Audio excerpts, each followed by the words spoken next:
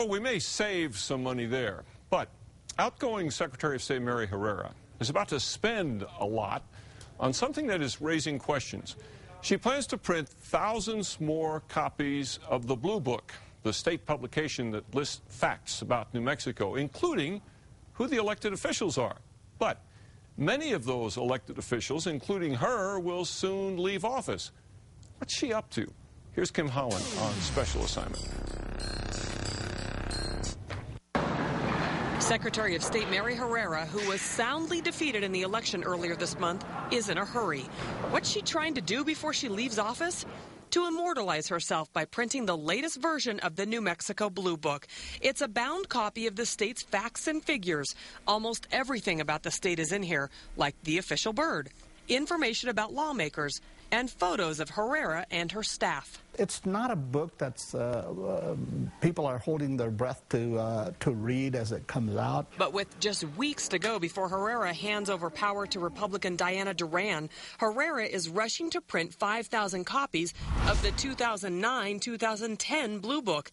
That's right, a book that becomes out of date at the end of the year. The state is forking over $44,000 of taxpayer money for the project. So why even print a Blue Book? There's nothing in the state statute that says a Secretary of State's office has to.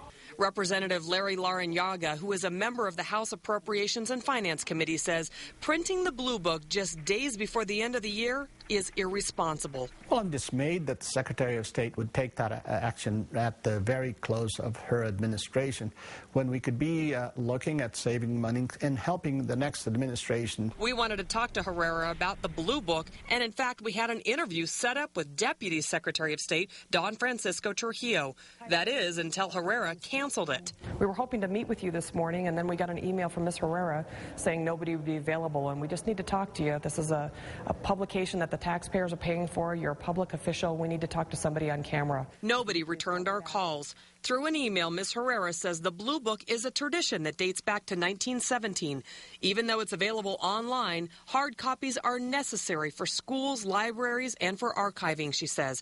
And Herrera points out she's cut back. Instead of printing 15,000 for the 2007-2008 version, she scaled it back to 5,000. But some lawmakers say printing any Blue Book now is a giant waste of money. We are looking for every possible penny that we can find to balance the budget. When you look at where it stands on the priority for most of the legislature and the people of the state of New Mexico, it's not a very high priority. Kim Holland, KRQE News 13.